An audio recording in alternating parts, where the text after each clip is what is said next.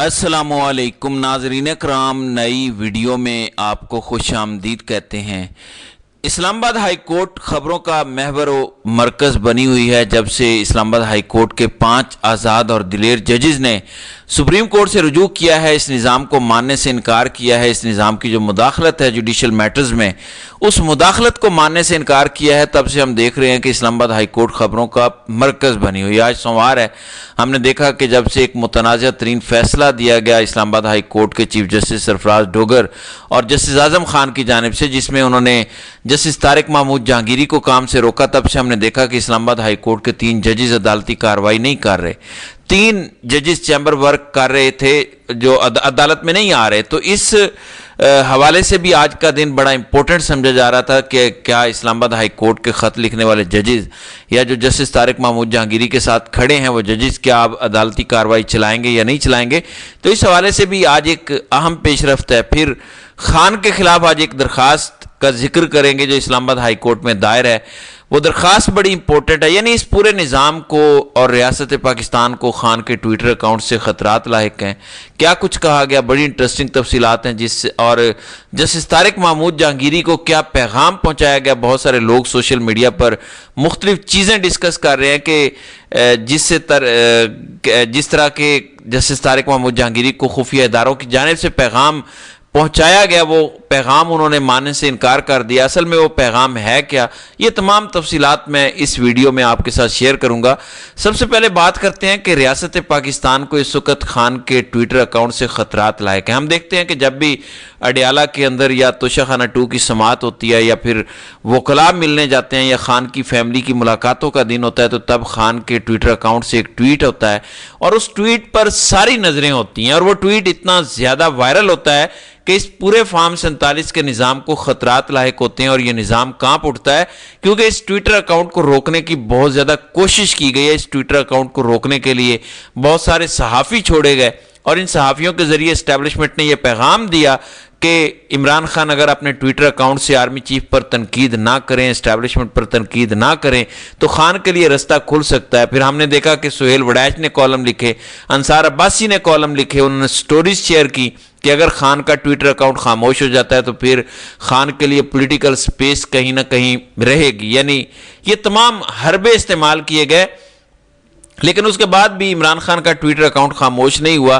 جو عمران خان 8 فروری سے پہلے لکھتے تھے، اگر وہ آرمی چیف کا نام لکھتے تھے، اسٹیبلشمنٹ کو براہ راست تنقید کا نشانہ بناتے تھے، تو آج بھی ہم دیکھ رہے ہیں کہ خان کے ٹویٹر اکاؤنٹ سے وہی چیزیں سامنے آتی ہیں، اسی طرح وہ آرمی چیف کو تنقید کا نشانہ بناتے ہیں، اسی طرح وہ اسٹیبلشمنٹ کو تنقید کا نشانہ بناتے ہیں، اسی طرح وہ فارم 47 کی حکومت اور اس نظام کو ننگا کرتے ہیں، انقلاب کی بات کرتے ہیں۔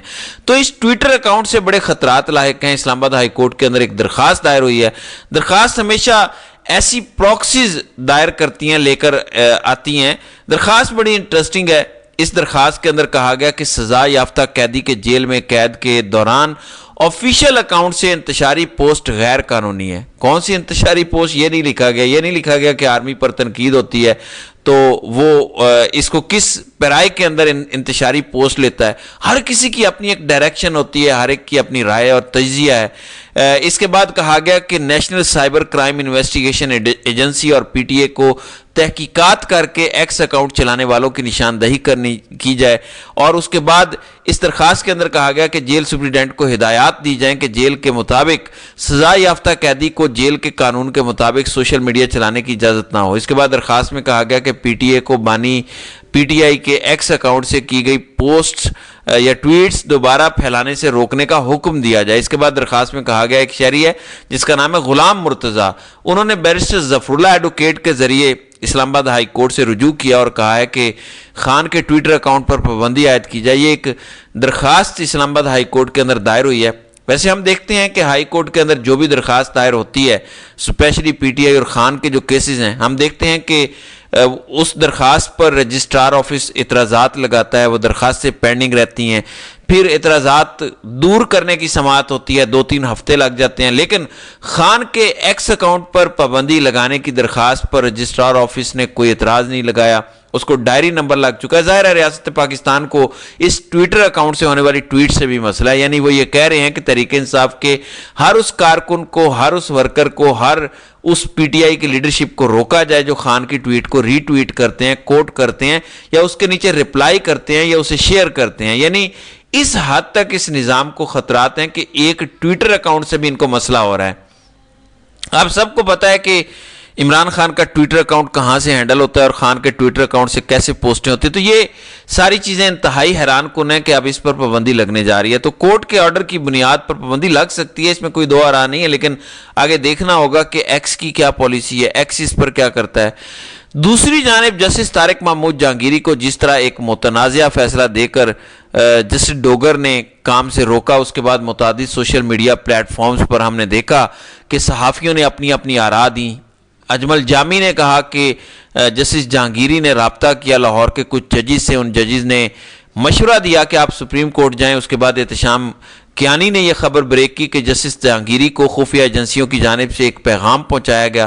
پیغام یہ تھا کہ آپ خط لکھنے والے ججز کا ساتھ چھوڑ دیں, پیچھے ہٹ جائیں, تو آپ کی جو ڈگری مبینہ طور پر جعلی ہے جس کا کیس چل رہا ہے اس کو ہم کہیں نہ کہیں سیٹل کر سکتے ہیں. پھر حبیب اکرم نے یہ خبر دی کہ جسٹس طارق محمود جہانگیری کو یہ پیغام دیا گیا کہ آپ جو خط لکھنے والے ججز سے پیچھے ہٹ جائیں, فارم 45 اور 47 کی بات نہ کریں, آپ موجودہ نظام کو چلنے دیں, اس میں کوئی ہرڈلز کریٹ نہ کریں.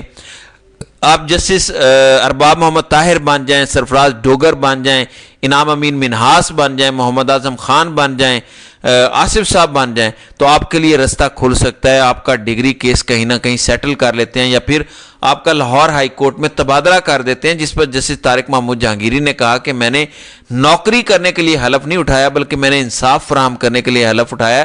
اور ہائی کورٹ کے ججز نے جس طرح سپریم کورٹ سے رجوع کیا اس کے اندر انہوں نے ایک ایک چیز لکھی کہ انہوں نے حلف کی پاسداری کرنی ہے, آئین و قانون کی حفاظت کرنی ہے, اور اسی کے مطابق انہوں نے حلف لیا ہے. اس کے مطابق اگر وہ کام نہیں کرتے تو ججز نے واضح طور پر جسٹس محسن اختر کیانی کی درخواست کے اندر یہ لکھا, انہوں نے کہا کہ پھر ہم عوام کے اندر آ جائیں اگر ہم عوام کو قانون اور انصاف نہیں دے سکتے. پھر گزشتہ روز آپ نے ایک کنٹروورسی دیکھی ہوگی. کنٹروورسی یہ تھی کہ جس دن اسلام آباد ہائی کورٹ کے 5 ججز سپریم کورٹ میں گئے تو اسی دن ینگ لائر فورم کی جانب سے اسلام آباد ہائی کورٹ کے اندر ایک پروٹیسٹ کال کیا گیا. وہ پروٹیسٹ تھا جسٹس طارق محمود جہانگیری سے اظہار یکجہتی کے لیے, جس کے اندر ہم نے دیکھا کہ چونکہ پی ٹی آئی کے وکلاء بھی آ گئے, خان کا توشہ خانہ 2 کیس بریت کی درخواست سماعت کے لیے مقرر تھی تو پی ٹی آئی کے وکلاء بھی تھے. یوں ایمان مزاری, ہادی علی چٹھا اور دیگر جو ینگ لائر فورمز کے ممبرز تھے وہ بھی یہاں پروٹیسٹ کر رہے تھے جسٹس طارق محمود جہانگیری کے لیے کی بحالی کے لیے اور جسٹس ڈوگر کے خلاف. اس کے بعد اسلام آباد بار ایسوسی ایشن کے صدر واجد گیلانی, اب واجد گیلانی اور پی ٹی آئی کے وکلاء کے درمیان ہاتھا پائی ہوئی, ان کے خلاف نعرے لگے. ان سے پوچھا گیا کہ آپ نے خان کے نام پر ووٹ لیا تو آپ ان ججز کے ساتھ کیوں کھڑے نہیں ہوتے, خان کے کیسز سماعت کے لیے مقرر نہیں ہوتے, آپ ان پر آواز کیوں نہیں اٹھاتے. ویسے سب کو پتا ہے کہ واجد گیلانی بکا ہوا 2 نمبریہ ہے, اپنے ضمیر کا سودا کر چکا ہے. انہوں نے وزیر قانون اعظم نذیر تارڑ سے شاید 1 کروڑ روپیہ کا چیک لیا ہے, اور اسی طرح سے واجد گیلانی نے خان سے دغا کیا ہے. اس میں کوئی دو آراء نہیں ہے. تو وہاں پر وکلاء نے پوچھا, پھر ہاتھا پائی ہوئی. اس کے بعد مقدمہ ایمان مزاری پر درج ہو گیا اور اس میں دہشت گردی کی دفعات لگائی گئیں جو کہ انتہائی غیر قانونی تھا. ایمان مزاری کا تو کوئی رول ہی نہیں تھا.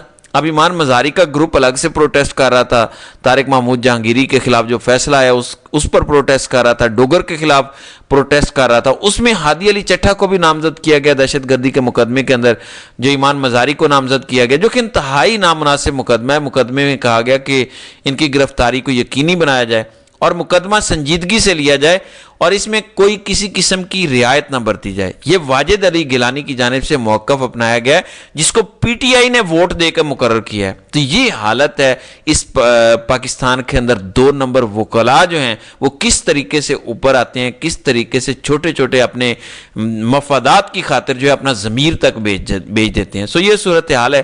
تو دیکھتے ہیں کہ آگے آگے ہوتا ہے کیا. تو ناظرین کرام, آپ کی اس ویڈیو کے حوالے سے کیا رائے ہے, آپ اپنی رائے کا اظہار کمنٹ سیکشن میں ضرور کیجیے گا.